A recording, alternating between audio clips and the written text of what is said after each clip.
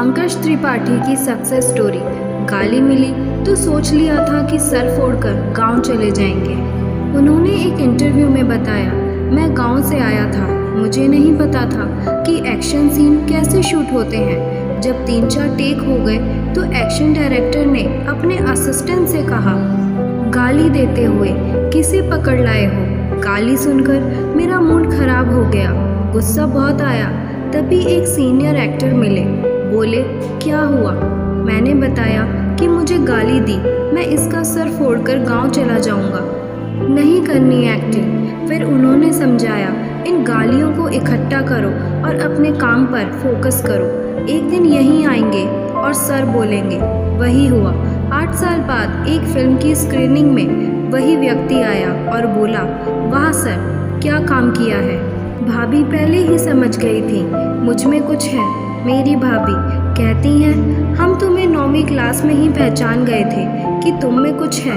उसी दिन लग गया था कि तुम कुछ बड़ा करोगे और नाम कमाओगे। शुरुआती दिनों में ज़्यादातर ऑडिशन के बाद मुझे एक ही जवाब मिलता था, नॉट फिट। इसकी इतनी आदत हो गई थी कि लगता था किसी दिन बेबी दरवाज़ा खोले और ये ना कह they not fit. Pankaj Tripathi आगे बताते हैं, एक बार का किस्सा है। गैंग्स ऑफ वसेपुर रिलीज़ हो चुकी थी। उसी बीच मेरी माँ बीमार थी और मैं मुंबई में था। रात को 1 बजे फ़ोन कर रहा था कि कहाँ इलाज हो रहा है। पता चला थायराइड की प्रॉब्लम है और माँ पटना आ गई थी। मैं सुबह की फ़्लाइट से पटना पहुंच गया। डॉक्टर के पास पहुंचा, उसने मेरी माँ को देखा, फिर मुझे, फिर रुक से गए। बोले सुल्तान।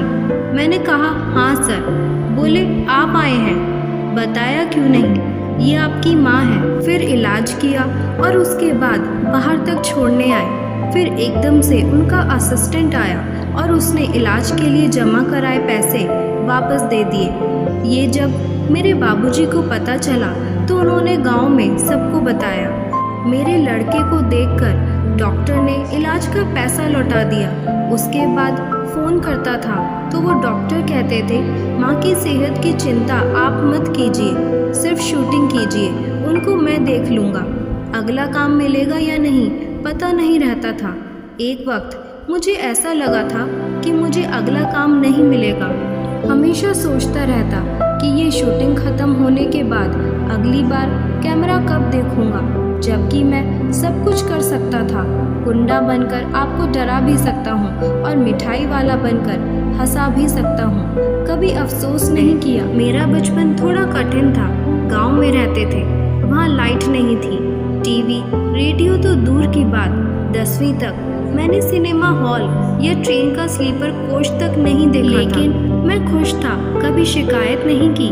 प्रकृति के नज़दीक ज़्यादा रहे। घर के पीछे नदी थी, वहीं दोस्तों के साथ खेलते थे, नदी में तैरने जाते थे और बड़े लोग मजाक करते थे कि पनडुब्बी पीकर ही तैरना सीखोगे।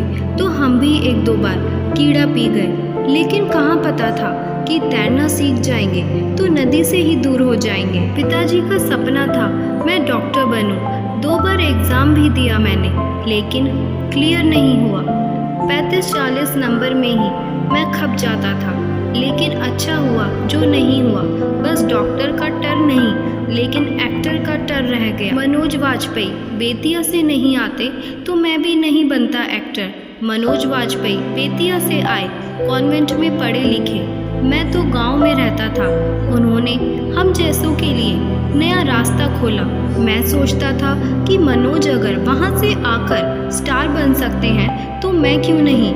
एक नया रास्ता खोला था उन्होंने, जो मेरे और मेरे जैसों अनगिनत के लिए नई दुनिया थी। 10 साल से ज़्यादा भटका हूँ, धक्के खाए। जब पहली बार मुंबई आया तो संघर्ष शुरू किया। शुरुआत में तो किसी स्टूडियो जाते तो दरबान ही भगा देता था, कहता था फ़ोटो दे जाओ, जब कास्टिंग डायरेक्टर जैसा कुछ नहीं होता था। उस वक्त रामू जी का टाइम चल रहा था, नए लोगों को खूब मौके देते थे। उनके दफ्तर के बाहर 250 लोग लाइन लगाकर खड़े रहते थे, मैं भी उनमें से एक था। 10वीं में तय कर लिया था इसी से शादी करेंगे। मैंने 10वीं में तय कर लिया था कि दहेज नहीं लेना था। बहन का तिलक लेकर गए थे, वहीं पत्नी मृदुला मिल गई। अचानक सीढ़ियों से नीचे उतरी और पलटकर देखा, तभी लग गया यही है। 1993 का शुक्रवार था। रात के 8:30 बजे थे। उसी वक्त तय कर लिया कि इसी के साथ बाकी जीवन बीतेगा।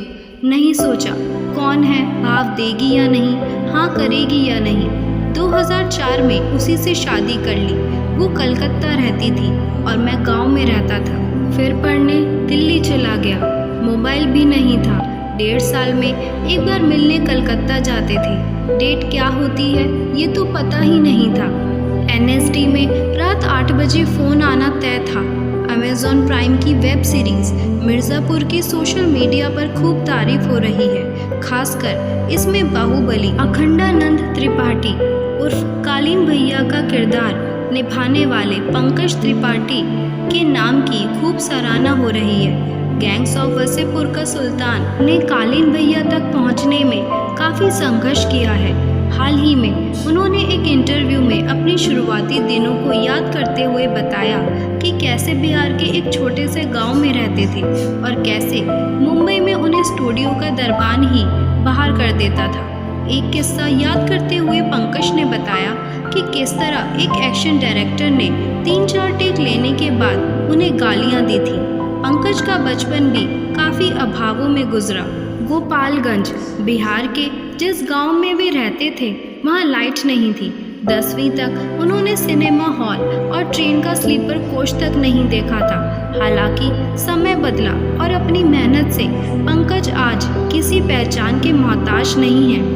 गैंग्स ऑफ वसेपुर, फुकरे और अनगिनत फिल्मों में अपने अभिनय का जौहर दिखा चुके हैं। अगर ये वीडियो आपको अच्छी लगी हो तो लाइक, शेयर और सब्सक्राइब ज़रूर करें।